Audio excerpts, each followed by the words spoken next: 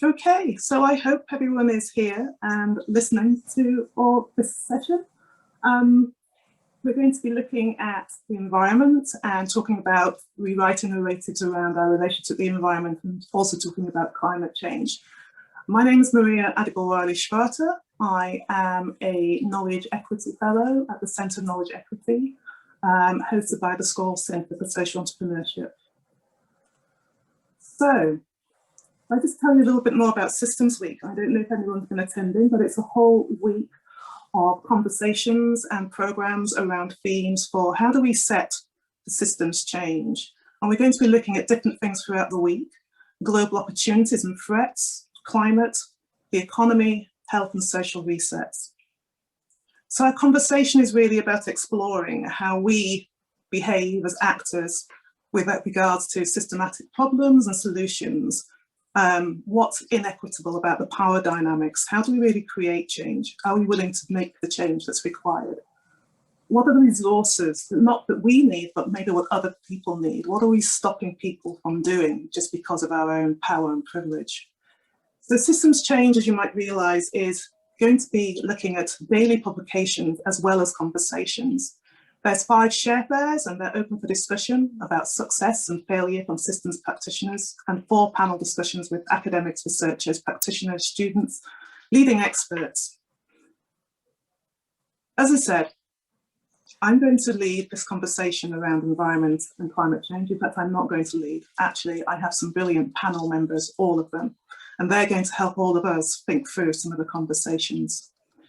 If you want to know a little bit about me, I've said already, I'm a Knowledge Equity Fellow at the Centre for Knowledge Equity, and in my day job, I'm the CEO of the Foundation for Future London and founding director of Living Space Project. It's always good to know people's backgrounds so you know what their biases are. My background is environmental justice, heritage, social value regeneration, inclusive urban placemaking and culture. So enough about me. Let me introduce you to the speakers, and I'm going to start off with a brief read through of Dexter Doherty's bio, and Dexter is the OECD Strategic Foresight Unit at the Strategic Foresight and a Strategic Foresight Analyst. So Dexter is going to say a little bit more about his work, but just to let you know, he is a futures thinker and he's working to inject long-term thinking into imagination and policy making in order to make compassionate societies, something which we very much need. That's why we're here today. He's completed Master's Science in Evidence-Based Social Intervention and Policy Evaluation. And he's currently at the University of Oxford, where he's also leading on the Impact Fellow as an Impact Fellow at the Scholl Centre. And he's joined the OECD Strategic Foresight Unit within the Office of the Secretary General past August, and relocating to Paris from the United Kingdom. Dexter is also enjoys building sandcastles, so do I, climbing trees and going on adventures. So I'm going to move to Harpreet Kaur Paul. Harpreet is at Warwick Law School, PhD candidate and co-founder of Tipping Point UK, which you might have heard of if you're working in environment and climate change. Harpreet is a non-practicing solicitor and previously worked at Redress representing torture survivors at Amnesty International, where she was a deputy representative to the UN in New York. From 2016 to 2019, she's co-director of People and Planet's Sweatshop. It's a free campaign. And since leaving People and Planet, she's been raising her daughter, I know what that one's like, researching for a PhD on climate change at Warwick Law School, and writing. And she's done lots of work and reports towards reparative climate change, from crises to liberations, and looking at Commonwealth. She's also editor and curator, and written an illustrated book, and also worked on an illustrated book, called Perspectives on Global Green New Deal. So I'm sure Harpreet is going to tell you a little bit more. Professor Melissa Nursi-Bray is a professor at the University of Adelaide.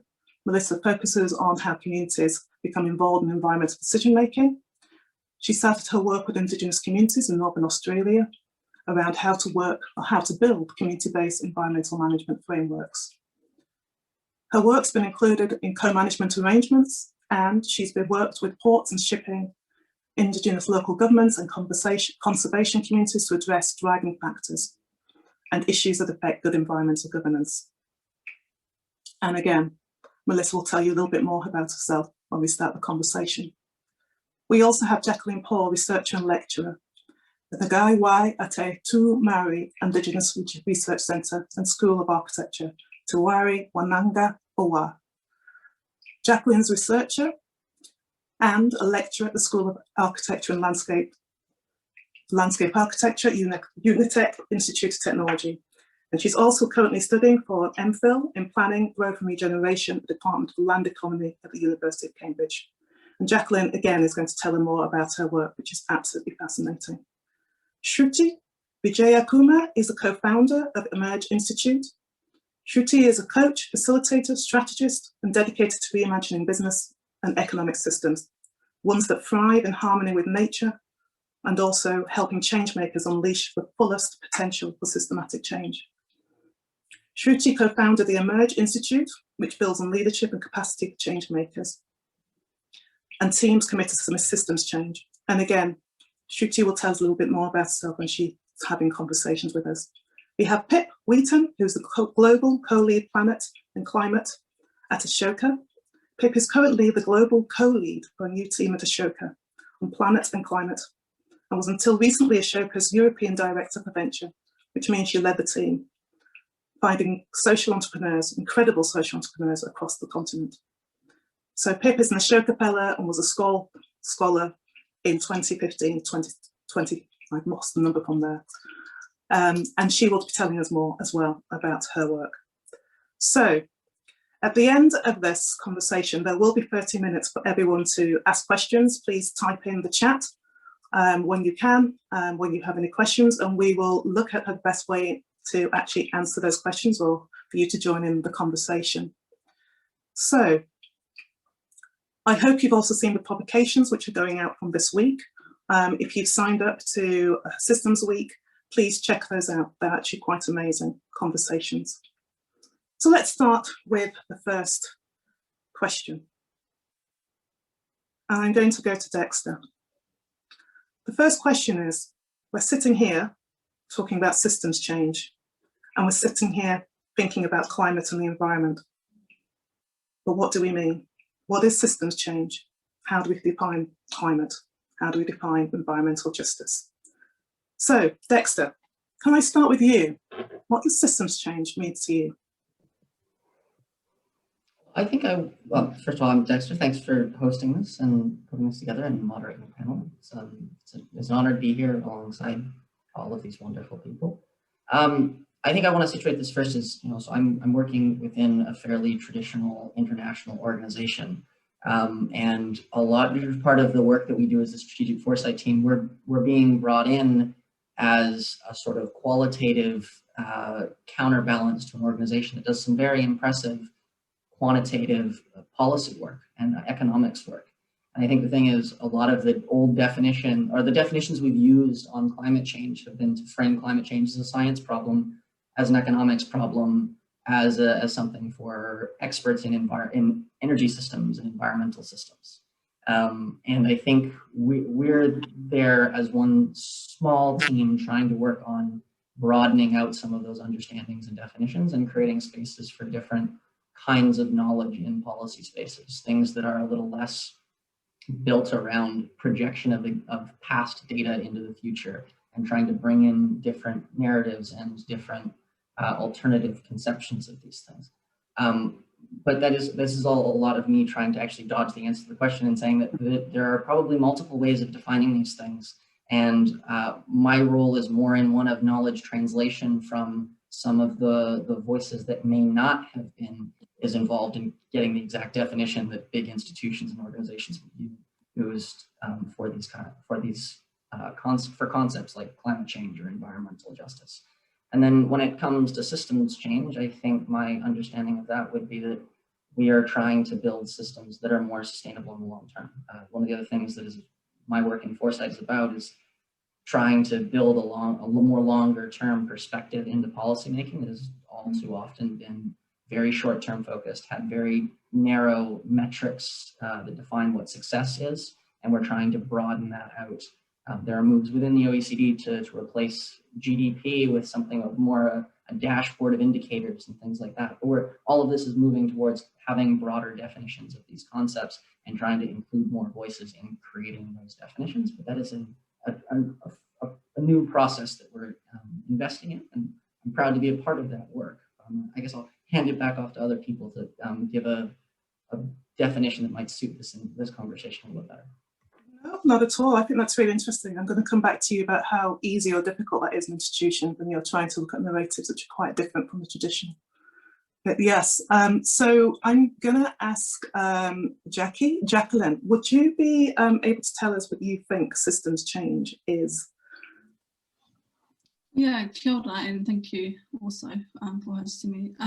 Yeah, really big kind of complex question, right, in terms of the lens in which we kind of view and understand the system.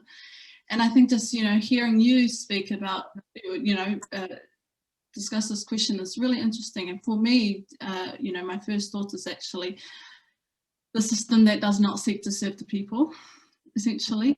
And for me, that's a shift that I want to see within, you know, the different paradigms, and just thinking the time span as well in terms of past, present and future, and the way in which that evolves and changes, and we understand what works and what doesn't.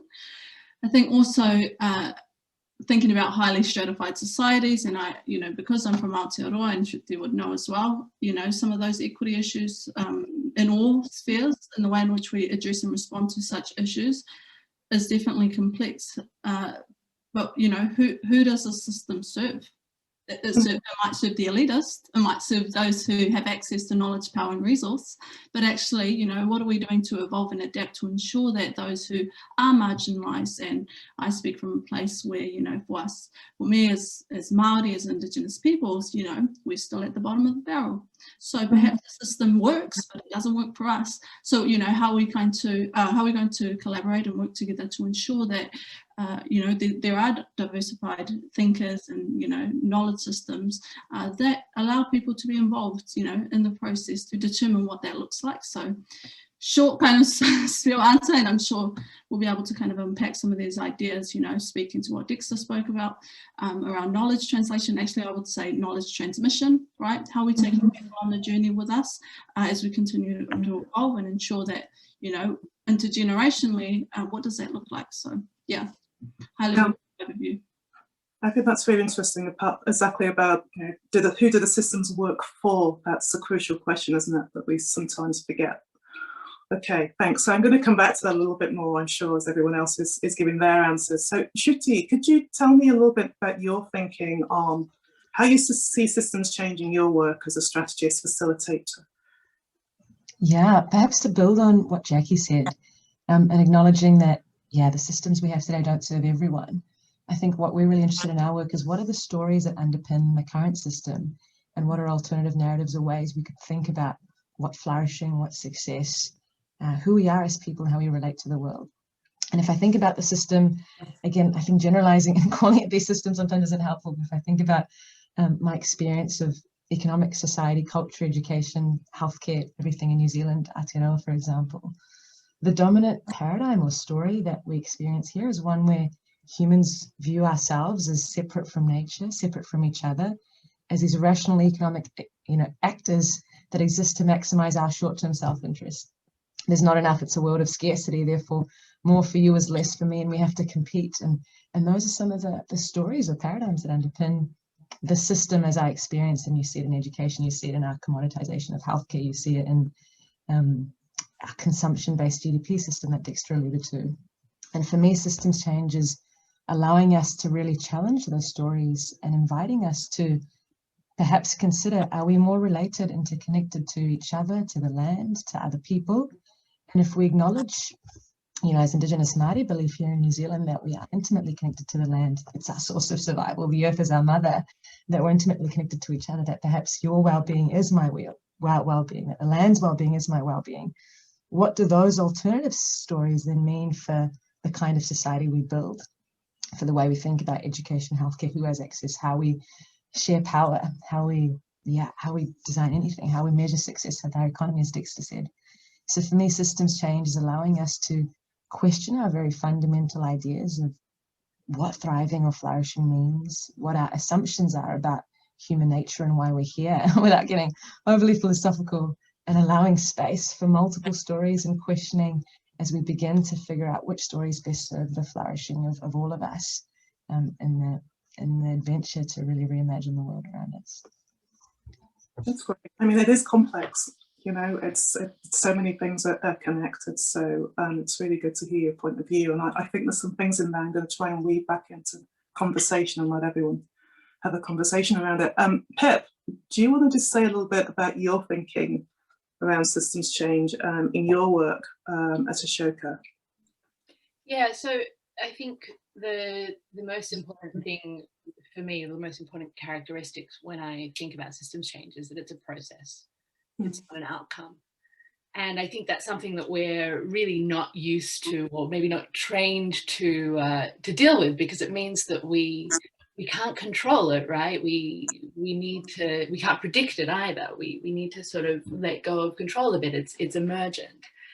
And so things like the quality of the process matters as much as the intended outcome.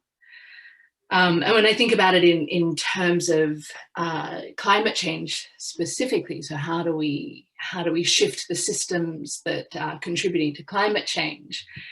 It becomes this incredibly interconnected web of systems that are all complex in and of themselves. They're all adaptive, you know, so they change. There's not a linear connection between cause and effect. You know, and they're the big systems. Trudy, I think you put it so beautifully. You know, it's things like the economy, it's our education system, it's our healthcare system. So when, you know, we are sort of trained or you know, indoctrinated sometimes into trying to break these things down into silos, into, you know, buckets that we can then solve nicely. But actually, you know, soil erosion isn't just an agriculture issue. It's also a justice issue. It's also a water issue. It's also an oceans issue. You know, renewable energy is also a justice issue. It's also a land use issue. It's also, and so if we don't think about these systems as being connected, if we think about them as being isolated, then we're at risk of creating these sort of knock-on effects, spillover effects that you know, perhaps leave us in a worse position than we start in. Yeah, it's really interesting. And how do we unlock ourselves from all of that? Harpreet. Thank you, and it's an honour to go last because so much has been said that I agree with. So thank you everyone else for giving me the task.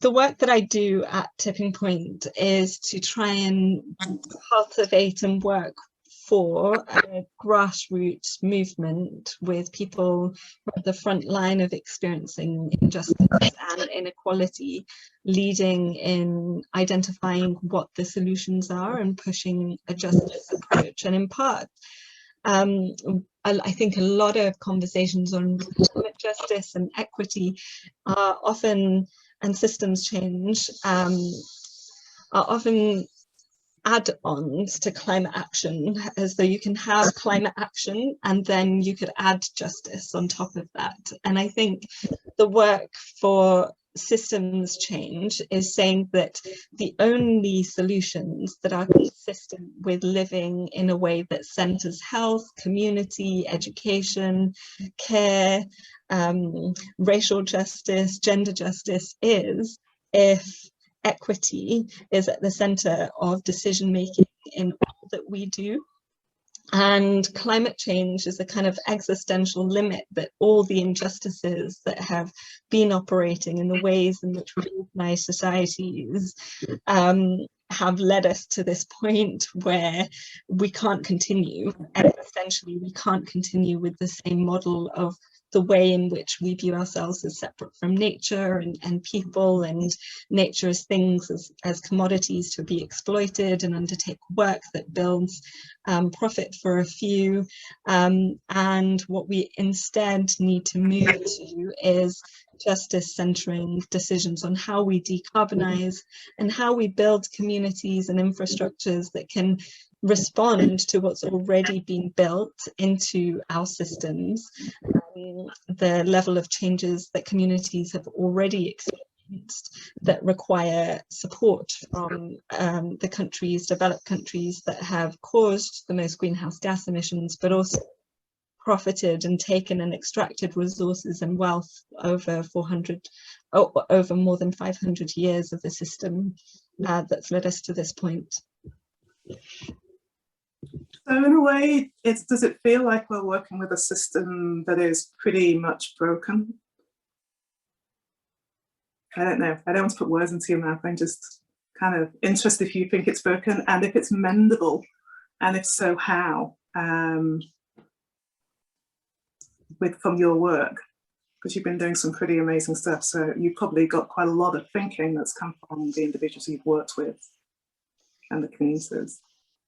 Yeah, and I think that the climate justice saying systems change, not climate change, is indicative that a lot of people that have been advocating for climate justice really hold the view that the system is broken. And when Greta Thunberg led a lot of really powerful moments and people coming out to take action on climate change, and she said, we need to act as though our house is on fire.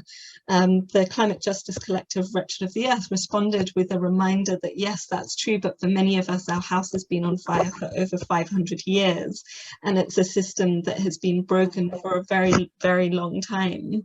And I think there are responses that are consistent with centering care, but also repair in this, and that requires listening to the ways in which predominantly women have engaged in agroecology in a way that's very sustainable in the land, in the way that 80% of the world's biodiversity is on 5% of territory that's held by Indigenous peoples, and that there's lots of knowledge of ways of existing in the world that exist. And also from communities. You currently have a proposal in the UK where I'm based to build hydrogen, which is water intensive. It's using gas, which is based on fossil fuels, and you've got unions coming out and saying actually there are alternatives that reduce emissions by addressing fuel poverty, by improving insulation, that can create local jobs in areas being hit by deindustrialization. And York TUC has been leading some of those conversations, and I think the solutions lie in communities that know that the system is broken and have ways of making proposals that can address inequities in who has access to wealth and jobs and infrastructure, and propose those solutions that can create well-being and focus energy on those things that enable human flourishing rather than inequity. Thank you. Thank you. I'm going to weave some of that kind of solution focused, looking, rethinking some of the conversation that's going around climate change and kind of pushing back a bit on some of those leaders on climate change that don't always give both pictures. Not necessarily on purpose, but just don't often do that. Dexter, I'm really interested, if you're working on long-term thinking and imagination, and you're putting that into policy making, what's the bandwidth in your work for innovative thinking when it comes to actually breaking down inequality, something which is so massive and so big and it's been happening for centuries? How do you break that down, and then how do you measure it, and how do you then create a policy that actually is equitable in the way that Harpreet has just kind of mentioned, and some of those thoughts have come through in other panelists? It's a big question. Sorry, Dexter, I might have landed you with them, but have a go. Well, the answer is with great difficulty, and so far not as successfully as we would like to have.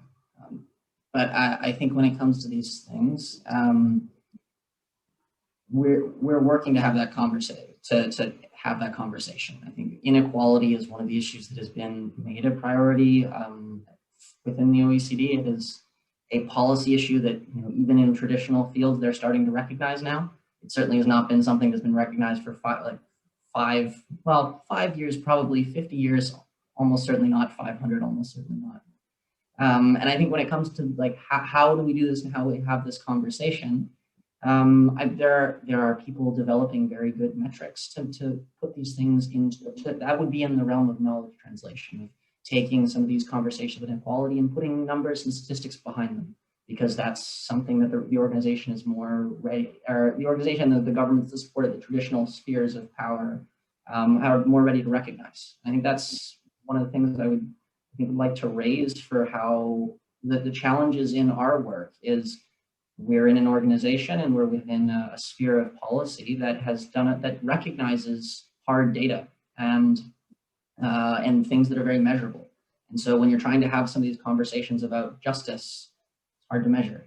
When you're trying to talk about, well, and then, you know, alternative narratives and stories, it's hard for us to figure out how to measure the impact of our work and how to measure the impact of the story and how to how you can demonstrate the value of these things when they're harder to put into numbers that are simple. So there's two streams to this. The one that I said at the beginning, there are some people doing some very interesting work on starting to measure various levels of inequality and broadening out our metrics of what matters when you're assessing well-being within a society, when you're measuring the success.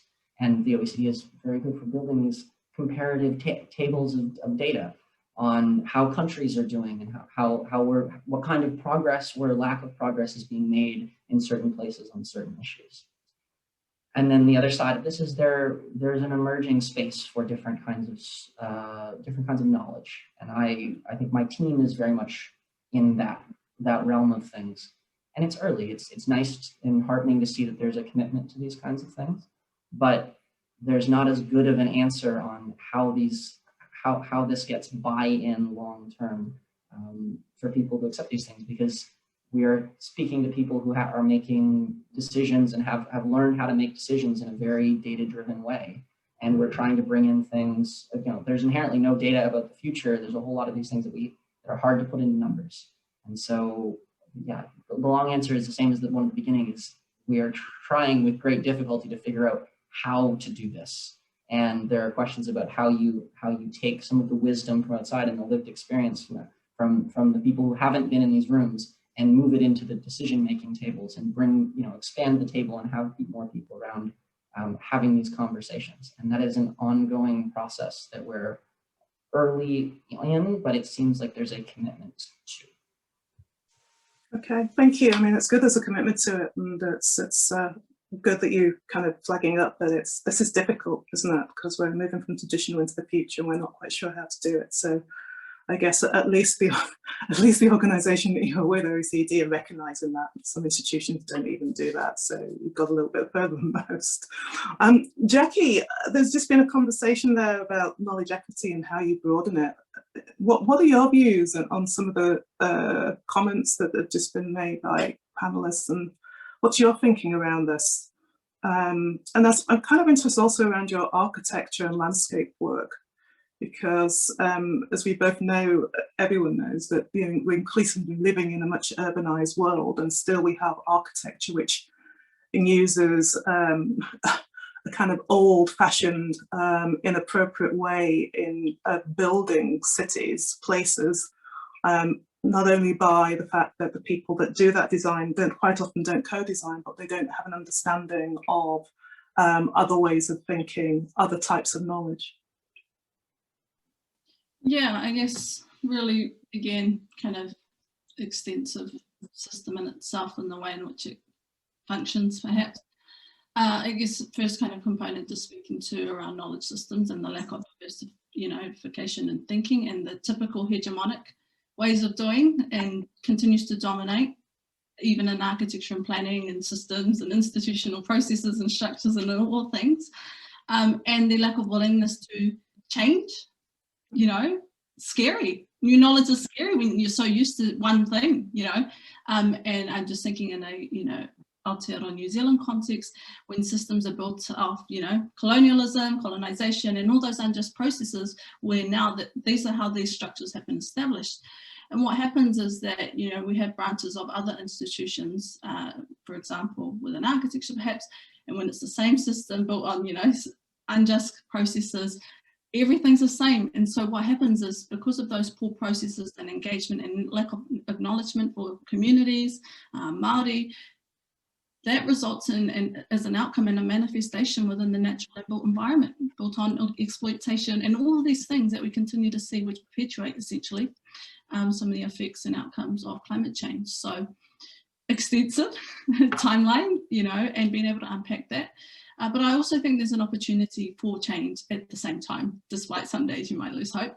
And how do we kind of transform that, right? Having these hard conversations that sometimes white fragility, racism, discrimination at the forefront, having these, real conversations about the future and what does that look like, and how we're going to go on this journey together, I think is going to be really important to address all such issues, architecture, planning, government, state, in terms of being able to self-determine our own futures, but actually as a nation as well. So really, really big kind of processes. But I think we're in that kind of time as well, in this kind of tidal shift where people are like, okay, recognizing, acknowledging the truth, some of those layers of history that are now, starting to become normalized, uncomfortable for some, definitely. But if we want to survive, essentially, if we want to ensure that we're protecting our people, not just Māori, non-Māori as well, we have to do this together. And so I think, and I guess just because political economics of, leadership helps too, there's this kind of unique avenues that we can be able to mobilise and address such issues. So hopeful, but also not at the same time. So we'll see. It's exciting, and especially as a young person, definitely looking forward to thinking about how we mobilise our own peers to be a part of these decision-making processes which inform our futures. So yeah, a lot of work to do. Thank you. Pip, you're working with social entrepreneurs, or you have been working with social entrepreneurs, and they're often seen as at the forefront of change. Is that true? And what have you experienced with the people that you work with around climate change, environmental justice, and some of those things that lock systems change? Yeah, so Ashoka is basically a network of social entrepreneurs all around the world. And one of the things that we discovered in this past year, so the team that I'm co-leading, Planet and Climate, is brand new, as you said at the beginning. And we spent this first year really listening to the social entrepreneurs in the network. But one of the things that we found was that a lot of them see things that that others really don't. If you're going to be starting something, if you're going to be dedicating your life to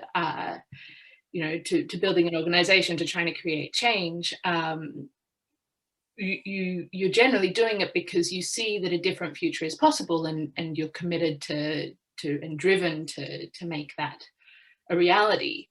At least these are sort of the qualities that really the Ashoka Fellows embody. We actually just released a report a couple of months ago that was sort of the culmination of a whole bunch of that listening, where we tried to synthesize what we'd heard from them. And I think one of the things that I found really interesting was just how obvious some of the things that they told us sounded, and yet how radical at the same time. So things like, that we need to be thinking in holistic ways, that we need to be breaking out of silos, which sounds really obvious when you say it out loud, and then looking at what's actually happening and seeing that even these seemingly very obvious recommendations are so far from being the norm. Or digging a bit deeper, and you explicitly ask them, what paradigms need to die and what paradigms need to come in their place. And one of the ones that came out so loudly was one that Trudy actually alluded to herself, that humanity sees itself as being separate to and superior to nature, and we need to go back to seeing ourselves as being this interconnected whole. And again, it's sort of, when you step out into nature, that feels very, very obvious. Of course we are part of this, and yet our economic system is entirely based on premises of nature being a resource to be exploited. And I think that you know, we see Ashoka Fellows doing all sorts of different things all around the world. You know, there's something like 575 that were elected in the field of planet and climate. And there's a whole bunch who have now shifted from something else to now viewing their work through the lens of planet and climate, or having started something else, recognizing that this is the most urgent challenge of our time. And yet there are real commonalities of how they're doing things. And I think that you know, one of the topics of this week is really at the core of that. There's a theme of equity in a lot of what they do, and putting people who are sort of at the forefront of whatever the issue is in the driver's seat, because they know it best. They're the ones who are going to be most impacted, and that's really who needs to be leading change. And are they sharing with you where there's been resistance to this kind of approach to social entrepreneurship? Because when you think about it, or you know, sometimes you have this sort of Hollywood version, which is quite often, too often used as entrepreneurship, and someone coming with a big idea and making lots of money. Clearly, that's not what you do, and nor do your entrepreneurs. But I'm kind of interested when they go out in the wide world. They might have a great idea, but when it comes to someone investing in them, are they willing to invest in an individual or an organization that has that kind of knowledge around and understanding around the need for, you know, systems change and knowledge equity? I love that you asked that question. There's a whole section in the report about how do we do the bad guys. Report, everyone. Okay. No, I mean, that was one of the questions that I explicitly asked. It was like, how do we deal with opponents? Do you see opponents to your work, and how do you deal with them? And I think there's something really interesting that comes out of what I heard from the Ashoka Fellows, but also, you know, what we see happening all around the world. There's a real tension between, you know, wanting to really speak to the best of intentions, the best sides of people, and to recognize, you know, as one of the Ashoka Fellows put it, an incredible woman named Sue Riddleston, who started something called Bioregional. She said, you know, nobody wakes up in the morning and decides that they want to destroy the planet. And yet there are all of these individuals who are working for companies who are essentially doing just that. And so you know, their whole philosophy is around, you know, basically helping those types of companies who've recognized that there's potential for change to actually change. And there's, you know, there's a real growing movement there, and I think that's really powerful. All of these net zero by 2050 commitments, they're great. And yet at the same time, there is a real risk that the status quo is maintained, because that's what happens in a system, you know. And sort of come back to your first question about what is systems change. It's like the system that we find ourselves in generally has a huge amount of inertia. You know, we can be pushing and pushing and pushing and not actually see change, because it goes back to this very embedded equilibrium. But that also means that sometimes there are tipping points and we don't know where they are.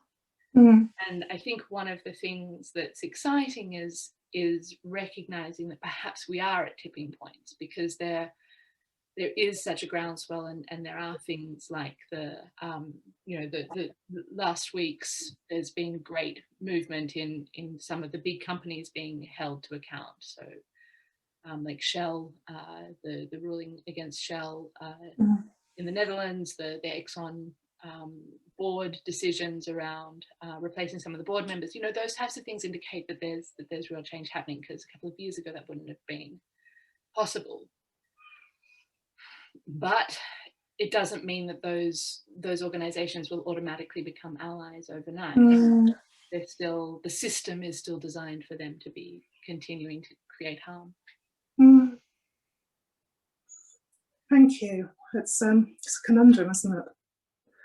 I'm wondering if I can move to Melissa around whether those examples that Pip's given around social entrepreneurship is also kind of maybe illustrated in slightly different ways in regards to communities trying to build are based around environmental management frameworks, and how we make sure that they are have the space to lead on this.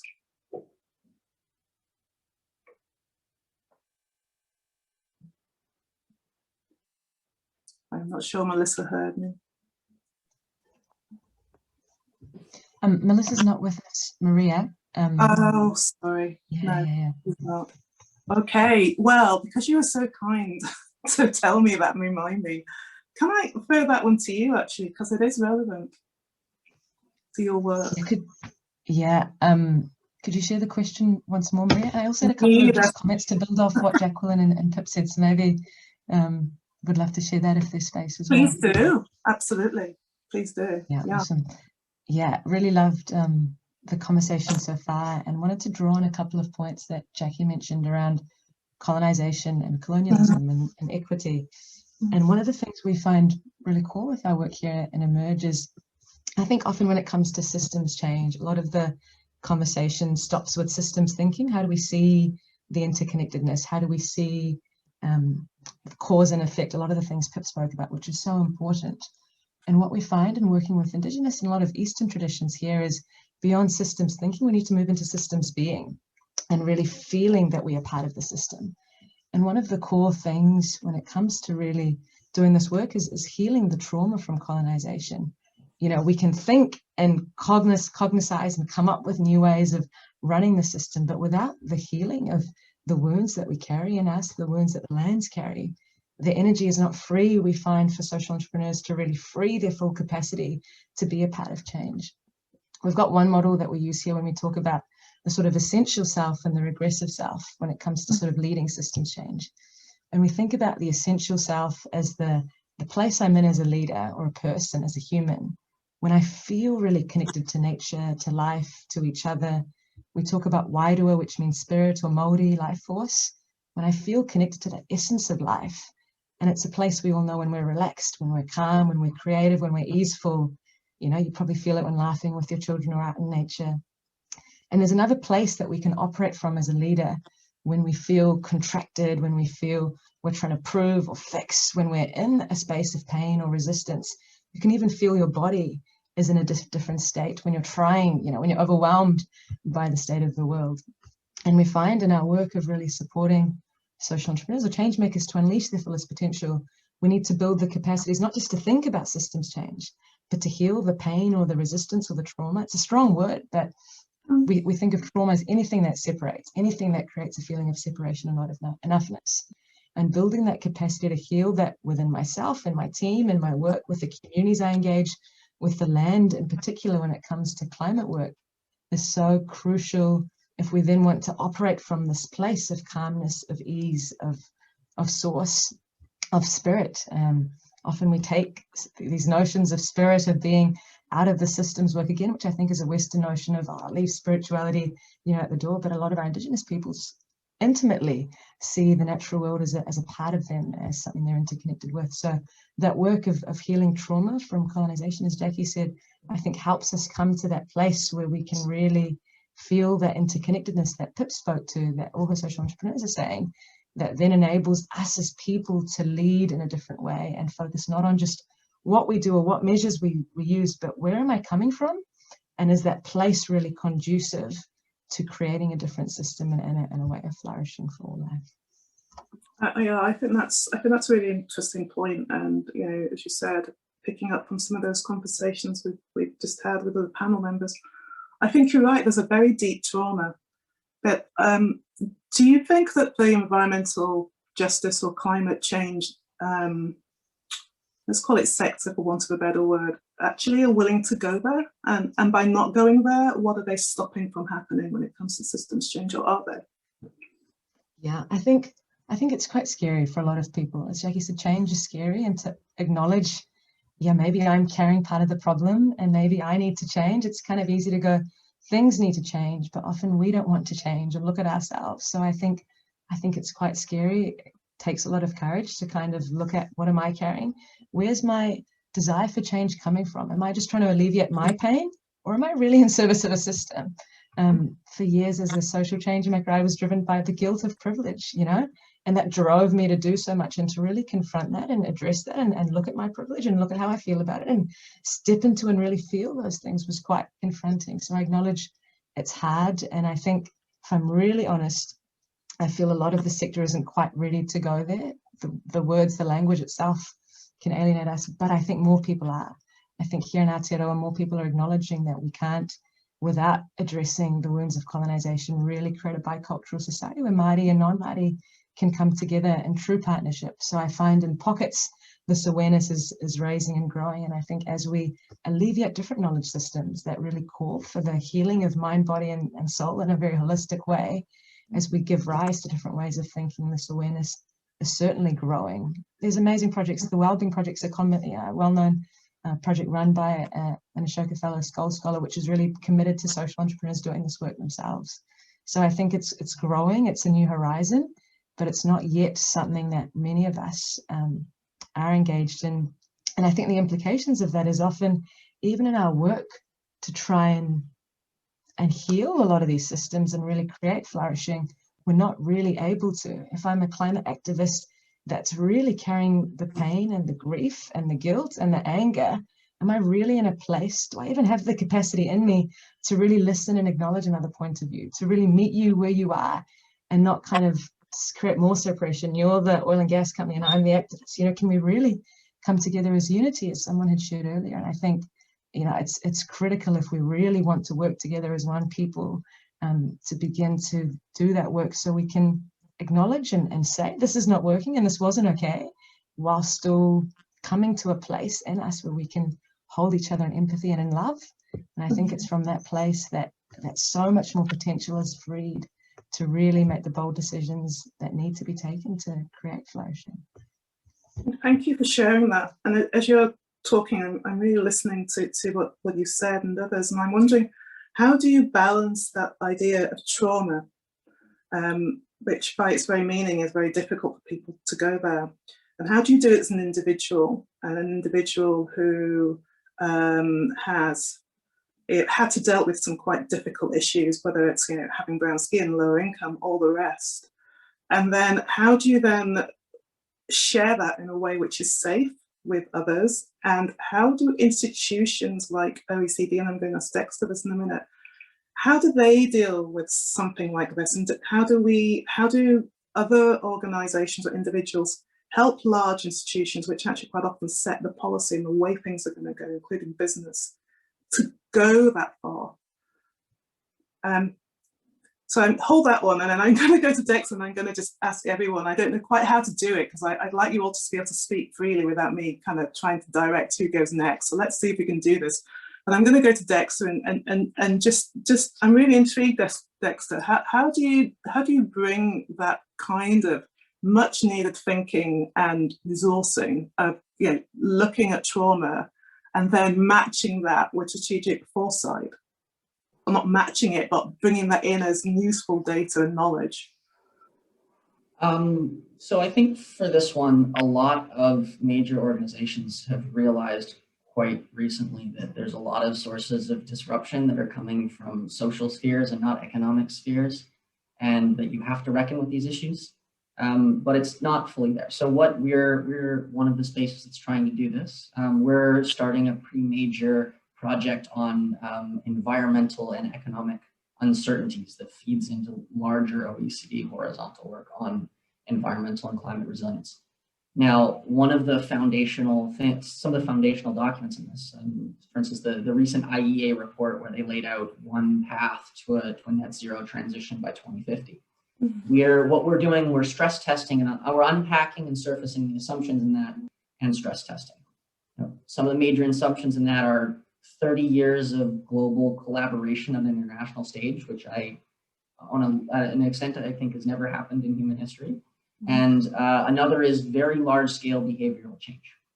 Now, if you think that large scale behavioral change can happen without us reckoning with some of the pain and injustices and the deep historical and emotional issues, I think you're not likely, that's not likely a sound assumption.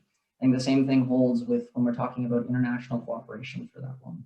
So how are you going to get agreement between countries on what is fair reckoning with some of these legacies and issues. I don't have the answers for these things, but that is where the space is opening up, is that as we start to stress test the assumptions on which any successful net zero transition happens, if you're not dealing with that, you're not going to succeed. Okay, that's very interesting. I didn't know that. I'm sure there's probably did, but it would be, I don't know how, but maybe there's a way of where we can share some of the documents that we're talking about and the work that we're doing. Maybe if you have time, or you can work your chat, you could put a link out, or send them to colleagues or myself so we can send those around, or put them out somehow through the Knowledge Equity. So I have a question for everyone, and I might have to ask colleagues to see if I can actually do this without doing the school marmy bit while I'm having to point at each person, but maybe not. So I just want to know, I mean, my bias, as I said, I come from an environmental justice background. I'm very much focused right now on urbanisation and the connections, but I'm also interested about how we use other ways of sharing a story and other ways in which we think of climate. We allow people to think about climate change. We give people the option to think of climate change in different ways, because sometimes climate change and the way it's been kind of discussed quite often feels, from people that I know that don't, wouldn't call themselves climate change activists, actually find the whole activism bit a bit annoying. That it's misconstrued, it doesn't understand their backgrounds, been working class, what that means to tell someone not to have a car when actually a car is the only way to get to your second job. So I'm just wondering, how do we think through some of this conversation? Is climate justice the wrong term we should be using? Should we be talking or focusing the storyline, the main script of the storyline around making a difference through system change on environment? Do you think it's environmental justice or human rights, or even arts and culture? How do we use these different ways of telling and exploring the story? I'm going to go down the list because I bothered Dexter, but actually, Dexter, are you looking at any of that? Yeah, are you looking at different ways to reframe climate crisis, the name, the title? Not the title, as far as I know. In terms of reframing, I think so. Yes, our work now is we're diving into the areas of uncertainty and exploring some of the blind spots. Our job is to sort of go into where there are blind spots within policy, and that happens to be in the areas that policymakers aren't looking, which happens to be most of the areas that the other panelists here work in and are trying to bring new perspectives in. So yes, that would be the way that we do this. And when we think on very big picture issues, so we're trying to figure out what kind of mindsets we need to instill in policymakers so that they're equipped to listen and take in the information from others. Thank you. So I'm just going to move down our names. Shruti, would you just tell me a little bit more about your thoughts about, are we using the right language, and are there any ways that we can all learn from each other in knowledge equity through a different frame, which is more around arts, culture, maybe it's architecture? Is there another way, are there other platforms that we can actually share knowledge through when we're talking about climate change and the environment? Yeah, it's a big and really nice question. I think going back to this idea of our interconnectedness with nature, I'm often thinking about which words or which frames kind of remind us, as Pip said, that nature is or make us think that nature is a resource, versus what kind of language helps us feel, as many Indigenous and cultures feel nature is, Mother Earth's my mother, and I have this responsibility rather than a right over nature.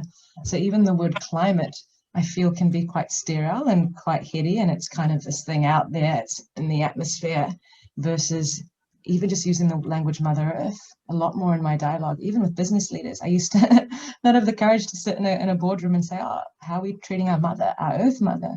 Papatuanuku is the Māori word here, but I find language that not humanizes, but creates a feeling or an emotional connection or a kinship, is really kind of serves our work, versus kind of being cautious of when we use overly scientific terms, which are very useful when thinking about data, but in often storytelling. I think it's the words or the language that creates a feeling of connectedness, of care, of responsibility, that's more useful than a feeling of, yeah, I've got rights and how can doing this serve my bottom line, not using resource or being cautious of even the word climate.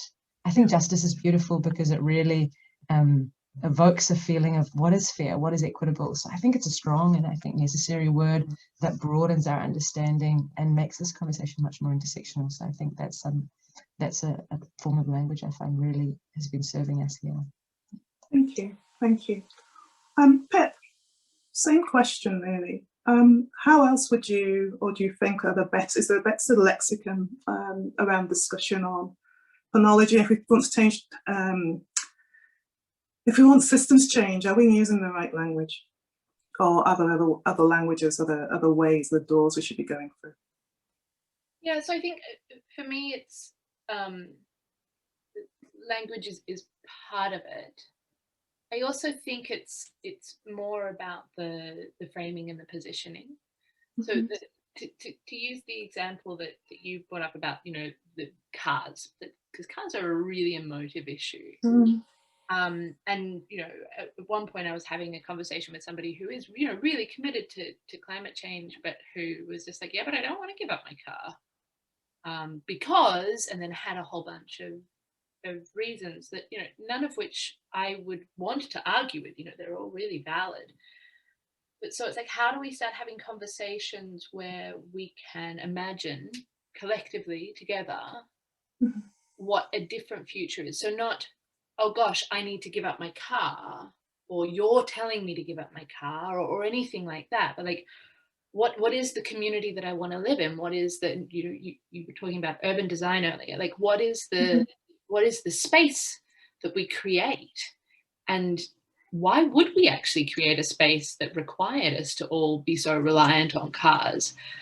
And you know, that's just one example out of so many, but how do we imagine together? There's a brilliant, another Ashoka Fellow based here in the UK, Rob Hopkins, who released a book, I think it was last year, called From What Is to What If. And it's all about imagination and the power of imagination, and how actually a lot of our education systems are at this one moment where we need imagination more than ever, are set up to be not building that in young people. And so how do we unleash that for whole communities to start to imagine together what a different possibility, what a different possible future could look like? That's interesting, especially at the time in the UK where actually funds have been withdrawn from the creative sector, and fewer and fewer children are getting the opportunity to think creatively or even do arts at school. Exactly, yeah. Okay. Jacqueline, over to you. Is there a different way in which we need to be using our language in order to allow for real systems change, and a way to let people through, okay, to feel comfortable talking about climate change and environmental justice in different ways through different formats? Yeah, I think that it's a really great question, because the first thing that comes to my mind anyway is if we were to stand in a room with thousands of people and you could just frame it as climate justice, everyone would be like, whoa, right, yes, climate justice. But if you said Indigenous justice, it'd be like, oh, right, maybe we'd pick and choose. So I find that really important, right? Because for me, climate justice is Indigenous justice. And for me, that's a really strong framing. So you don't get to pick and choose, you know, because it's the same thing. But it can, you know, such framing can be really powerful. And in order to mobilize, you know, we see that with many of the movements, right? Especially like young people. And I'm just thinking within New Zealand around a lot of the marches. Great, awesome. But when we had an Indigenous movement around the protection of land, trying to get land back, did those people show up, right?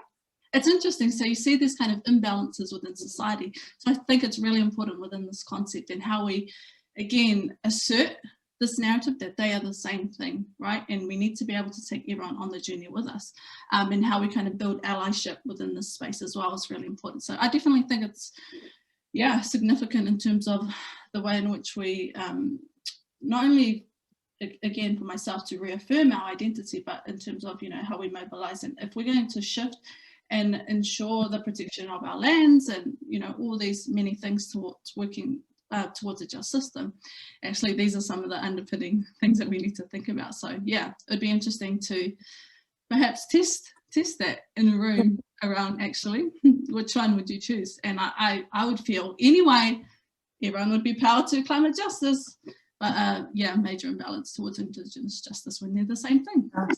Yeah. Yeah, interesting and depressing all at the same time. Yeah, right. I've got to hand you all over for half an hour of questions from people who have been hopefully listening to us and enjoying the conversation. So I'm going to just talk to my colleagues, Jessica and Zainab, and maybe just help me work out how this works. I know you mentioned it at the beginning.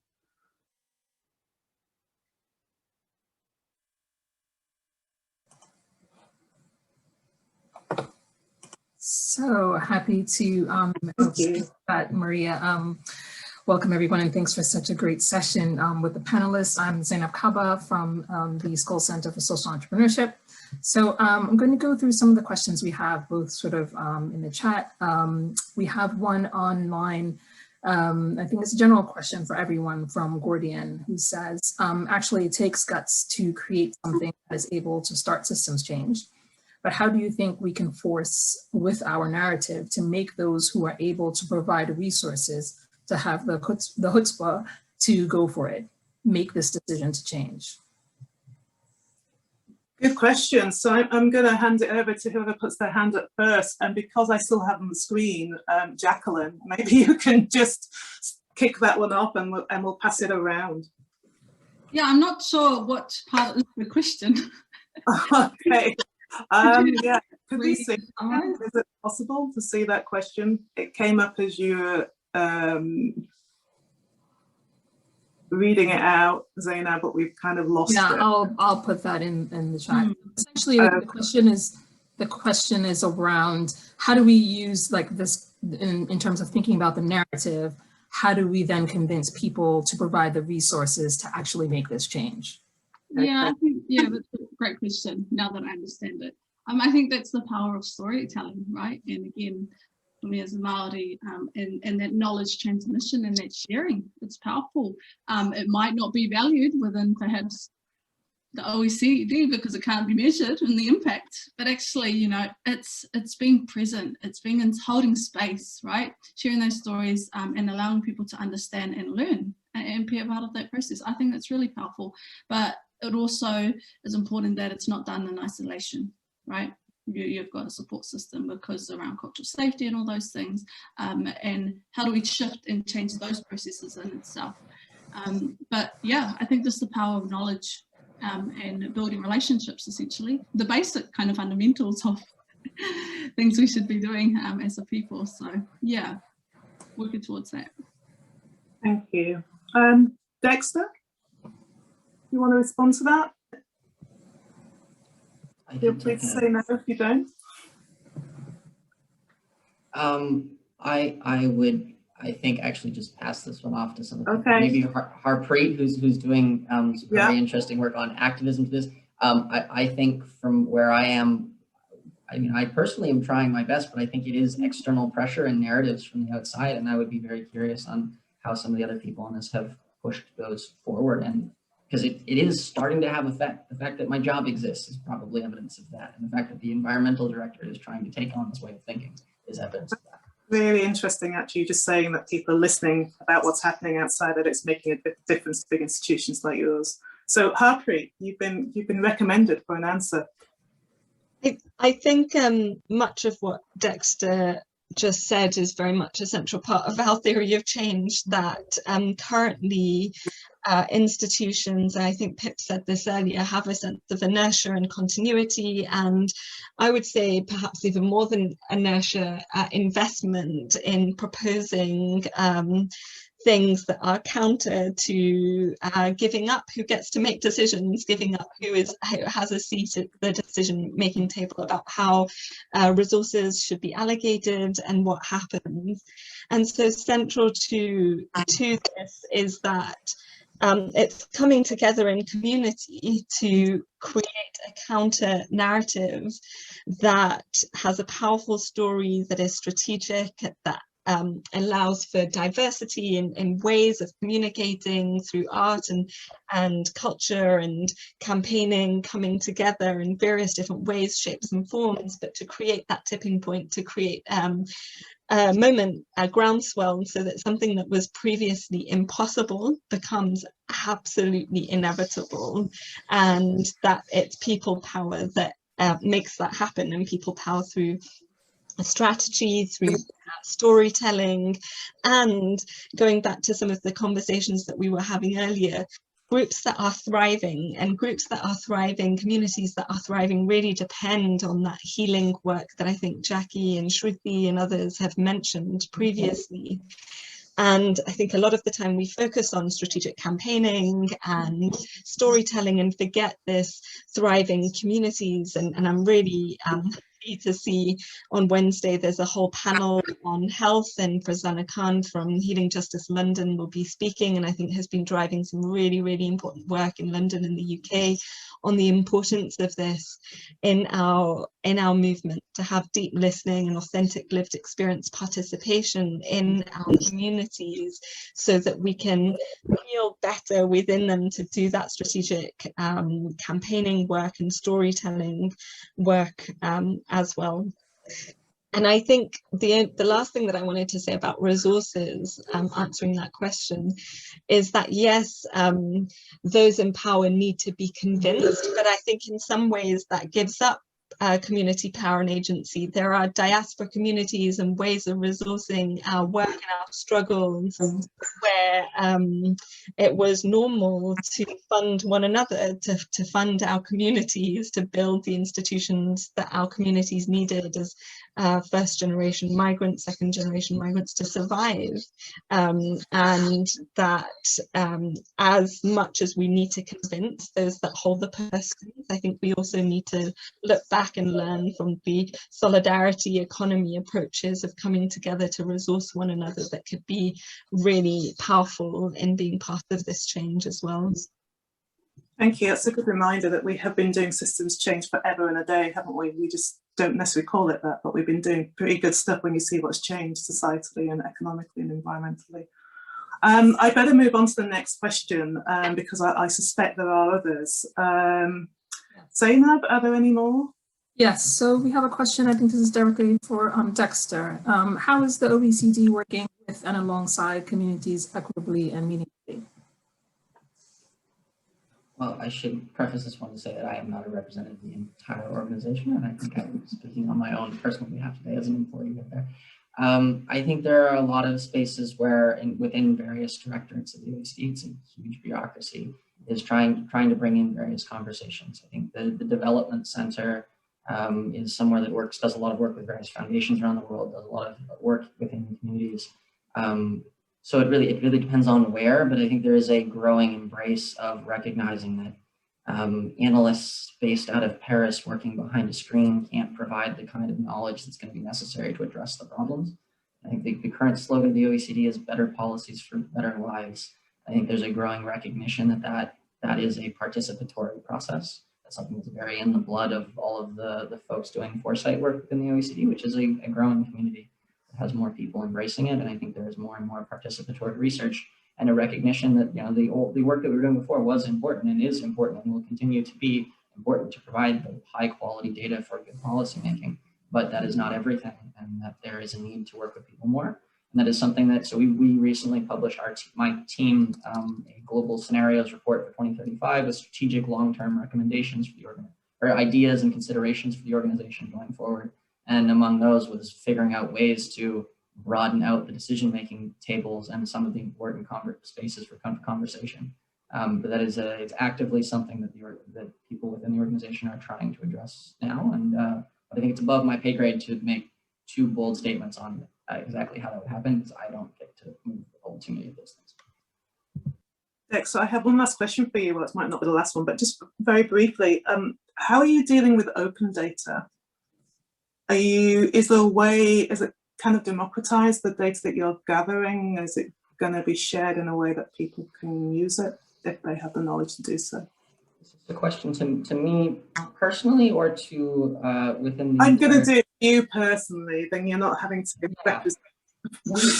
My work is almost entirely qualitative. We interview people, we speak to people, and we're trying as much as possible to sort of communicate those conversations to people. The reality is, in terms of creating safe spaces for the kinds of imaginative conversations that we're trying to have, they have to take place under Chatham House rule and things like that. So there's a lot of aggregation of these conversations, but we're trying to make our platform as open as possible to have the broadest community come in to have these conversations. And I think as the Futures and Foresight people, we get some of the most latitude to bring in non-traditional academics and other experts with different ways of looking at the world to have conversations, because our space is as broad and deliberately designed to be as free intellectually as it is. Thank you, thank you. Zainab, I'm going to ask you to see if there's any more questions. I'm just trying to be aware of the time. Yes, so we have another question. This is directly to Pip. What percentage or how many of the Ashoka Fellows engage or are leaders from the Indigenous communities? Very different numbers for engage with versus are from. Sorry, I read the question wrong. Leaders from Indigenous communities. Yeah. First and foremost, thank you for asking, because the more people ask this question, the more it puts pressure on the organization to change, because the unfortunate answer is not very many. I actually saw this question come up in the Q&A box, and I went cold when I saw it, because I was like, I don't actually know that number. And that's shocking. I spoke to a number of the Indigenous Ashoka Fellows that we have working in the field of planet and climate when I was doing this research, but that was a skewed sample. And I think that there's a deeper issue there, which Ashoka is a shining light on, in that we are, we're not very good at it. But it's a bigger question for what gets recognized as success, what gets recognized for support, what gets recognized for coverage, for recognition, etc. And I think there are a number of organizations, of which Ashoka is one of them, where Indigenous leaders aren't being recognized. And I think that there's stuff around the criteria that organizations like Ashoka use for determining who becomes an Ashoka Fellow or not, that it's very, it hasn't actually been updated enough. And there's a number of people within the team trying to get better at that, but we're not there yet. So I would think following off of that, good segue into the next question, really around essentially this conversation about rewriting narratives. So using the language in the conversation has kind of gone back and forth between like stories of people versus knowledge. And it seems to be, we're in danger of using this kind of language, and it moves us away from equity. So can maybe panelists give their thoughts on, how they see this in terms of how we communicate where knowledge is coming from, it's produced, and where it's valued? I don't necessarily see the two things being in opposition. I think we have really powerful knowledge and statistics that those of us that have been part of justice movements have known for a very long time. We know that countries in the global north contributed 3 times as many greenhouse gas emissions compared to the global south, where the majority of the people live. We know that a small minority of the global population contribute a majority of emissions, while the majority live on poverty wages. For me, it's not about these things being contradictory to stories. It's about how stories can highlight the lived experience of the struggle of surviving under this system. And unfortunately, data, and I think this relates to another question that's in the Q&A, hasn't been enough to shift decision making, because the data on its own shouts and the science shouts that the system needs to change. And that was the rallying cry following the IPCC's 5th assessment report that led to a lot of movement and groundswell of organizing throughout 2018 and 19, that the system is not working and the science and the knowledge is telling us that everything needs to change. So for me, it's not about that knowledge being contrary to stories, but how stories make it inevitable to a larger proportion of people that that change is absolutely necessary, because people often are moved by experience in a way that they're not moved by numbers. And the question, I think, in the question and answer that's been raised around this is how to fund that work and who is funding that work. And I think there are really progressive institutions, philanthropists, individuals that are committed to connecting all forms of inequity for a very ambitious vision of justice that doesn't pick and choose between Indigenous rights and gender rights and racial justice in the way that Jackie was saying earlier.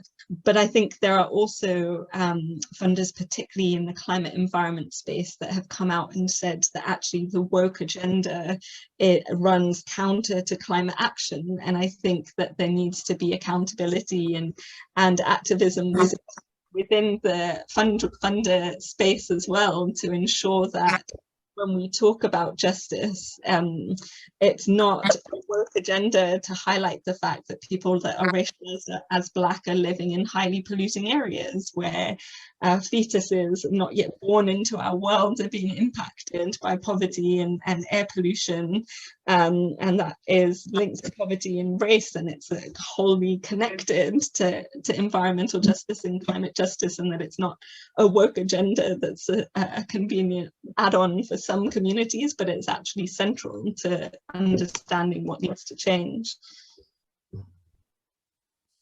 Thank you. And can I just add to the question about philanthropy? I think that one of the things I do is for my day job is focusing on philanthropy and giving grants out.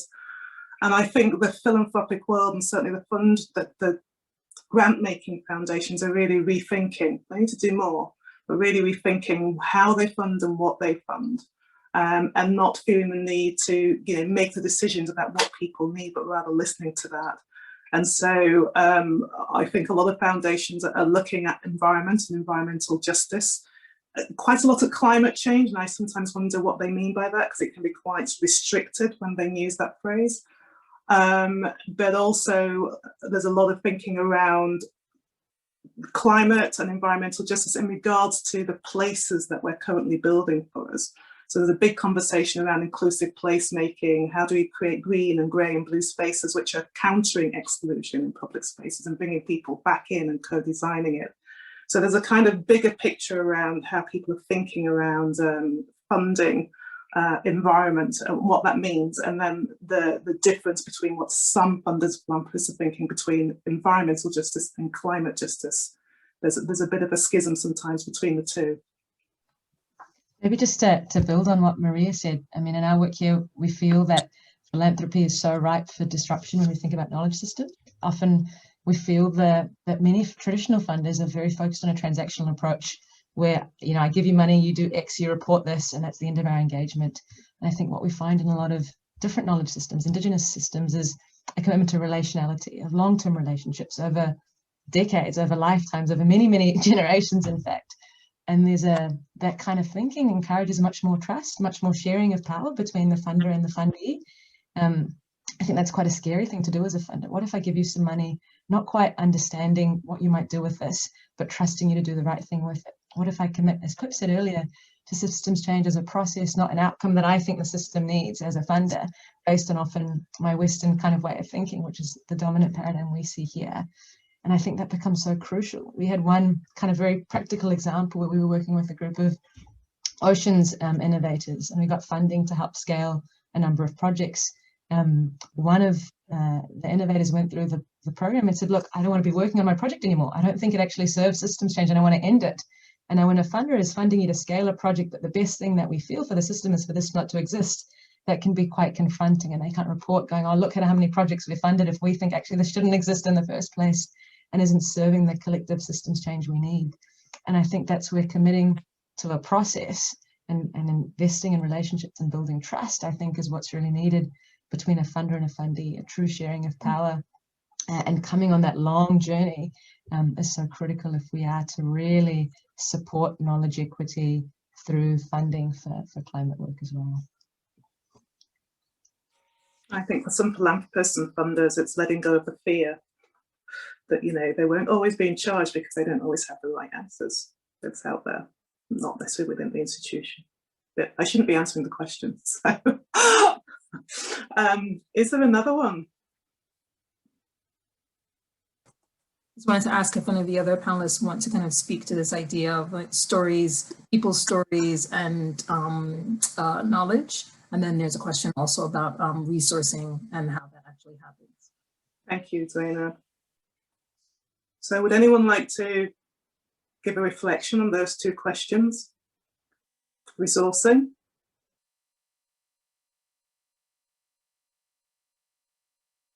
It's gone kind of quiet. I might have to choose someone. Well, I mean, I can also just, there's another question, and just while people are thinking around, you know, there was a lot of comments about the reframe, and maybe we're not talking specifically only about language, but we're kind of reframing the conversation. So the question is really, what was the frame, and what are we reframing to? So Okay. work that people have been talking about that they're doing in their organizations. Okay. Can I pass that one on so I don't answer that question? Jacqueline, I can just see your name, sorry. Do you want to start with that? If not, it's fine. We can pass it on to someone else.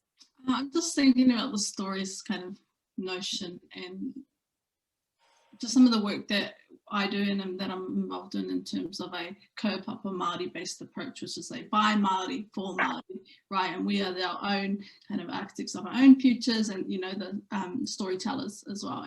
And so for us to be in a position to be able to do that with willingness and, you know, confidence in a safe space where people open doors for us, where we wouldn't have access to, you know, other networks, funders, philanthropists, all these types of things, right? And the people who are able to enable that as well. That this is the thinking in terms of where I would like to continue to see it.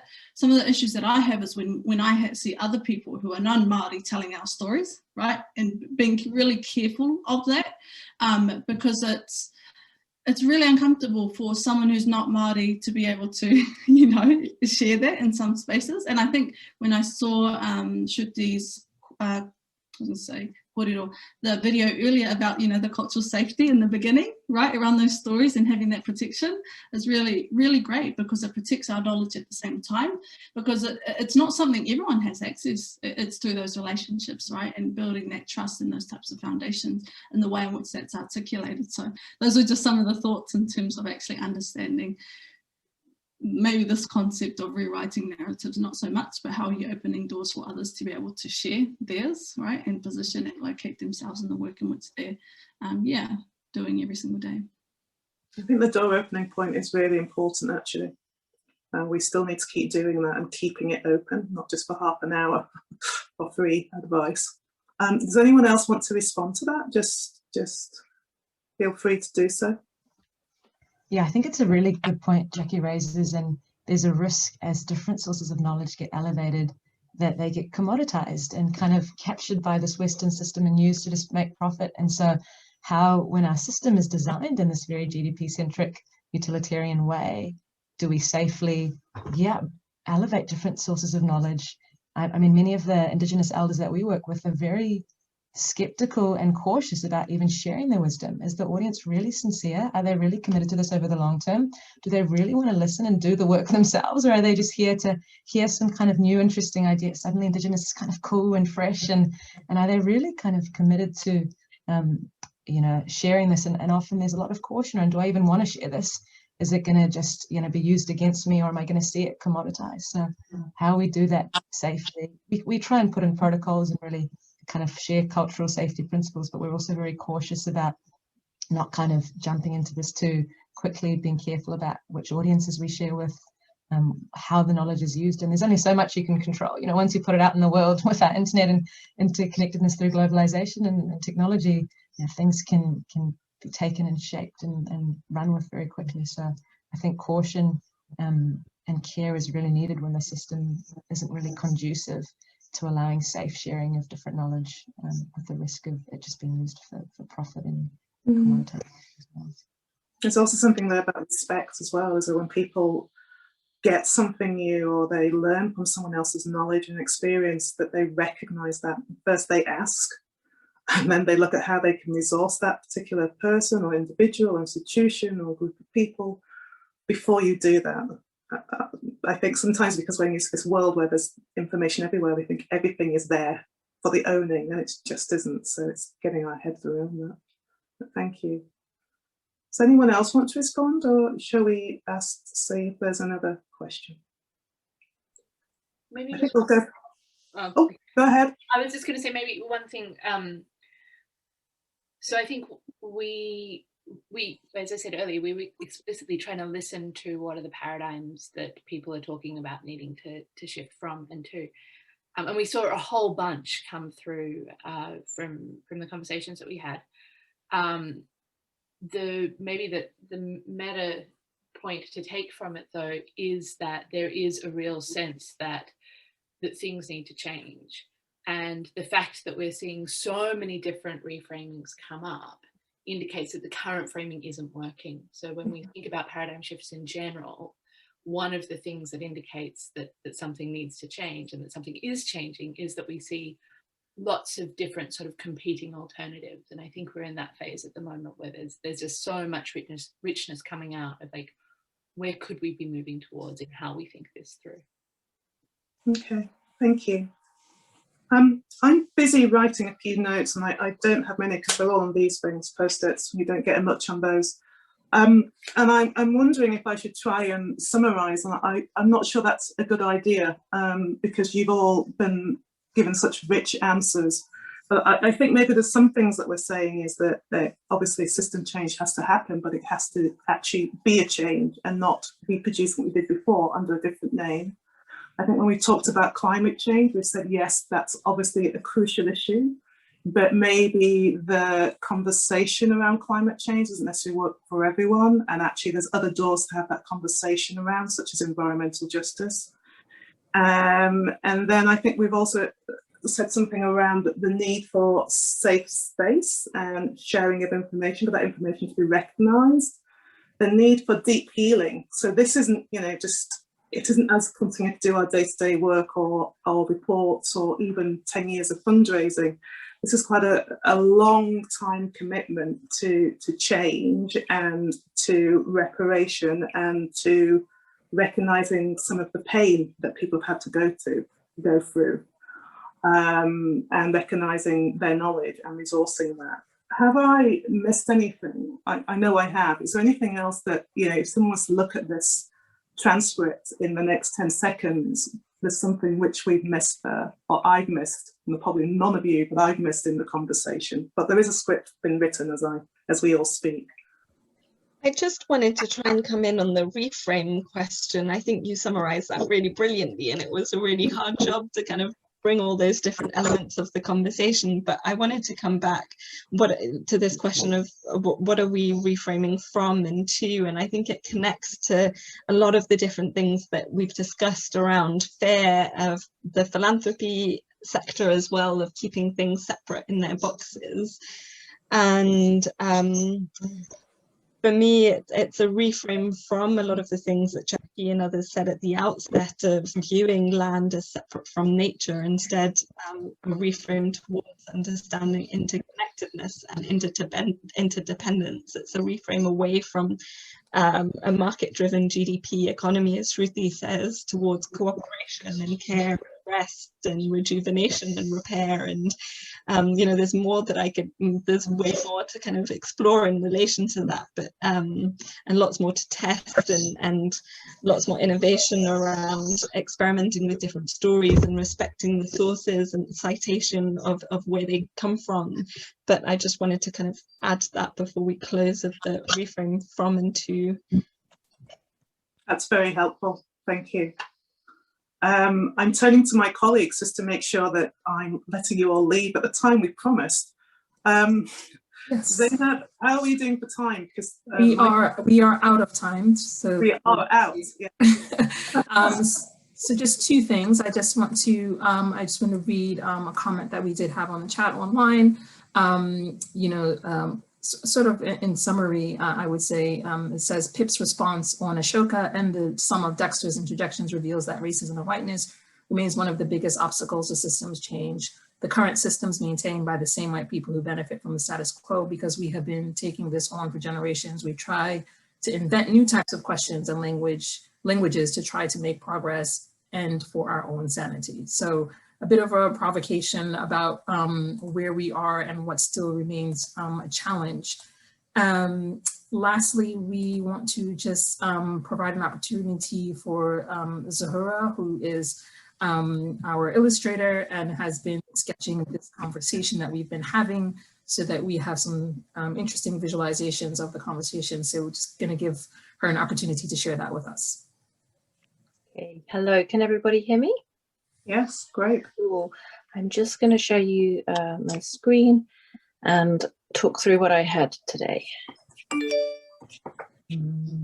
So here we have the picture. Can everybody see that? I hope so, I can. Yeah, okay, great. So what an amazing conversation to be live scribing. There was a lot around what is and what could be. So there were lots of like kind of opposites posed. So I made the picture kind of centered around the tree of justice. So because we talked very much about centering justice, and I wanted it to kind of end up being a symmetrical picture in the end, so that it kind of showed that dynamic. So I made the tree central with climate and indigenous justice in a kind of infinity loop behind that to kind of try and show that they are one and the same thing. Then there was lots and lots of stuff about like long-term outcomes and taking time and it being processed. And so this is going to become a little bit more detailed, but there'll be some people walking somewhere and being uncomfortable along the long journey. There was so much about what is to what could be around scarcity, abundance, single issue, everything related, GDP to a dashboard of indicators. There were tons and tons of opposites posed. So there's a whole kind of opposites kind of corner down here, which I'm going to do a little bit more work on. And then it's getting crowded over here, but I will give it some more space afterwards. But there's this this really amazing idea that we are at this particular tipping point, and inertia's really kind of making it not move, but it's there and the energy is there, and it's just about to kind of tip with a person on top of the earth, and the really key ideas of healing trauma, spirit, of feeling into things, and your body as all being completely interconnected to the earth and part of that tipping point process. And that person is imagining like a new world together, which imagination was a very, very big part of the conversation. And then alongside imagination, a lot about stories and narratives and counter narratives and new paradigms. So again, language, brain, head, heart, and how we record information. So I've got a little bit over there. And some lovely quotes as well that I picked up around the place. So justice is not an add-on to the climate change question, and philanthropy being ripe for disruption. But that's the overall picture. That's great. Thank you. I hope we can all have copies of that. I'll post one and put them on my wall. So that's lovely to see. I'm sure you'll get Very visual person, so I really appreciate that. That's great. Can I just say thank you to everyone? Thank you to Pip, Shruti, Zahir, Dexter, Harpreet, and Jacqueline. It's really been, well, it's been worth an evening, part of an evening. I think we need to have more of these conversations. I hope we can connect with the Knowledge Equity Centre and obviously with SCORL, Social Enterprise, see how we can do things in the future. I hope this isn't the last conversation we all have together or about this, about climate change or environmental justice. And thank you for your time and your thinking. And I hope you have a restful evening and able to recoup and start all over again tomorrow.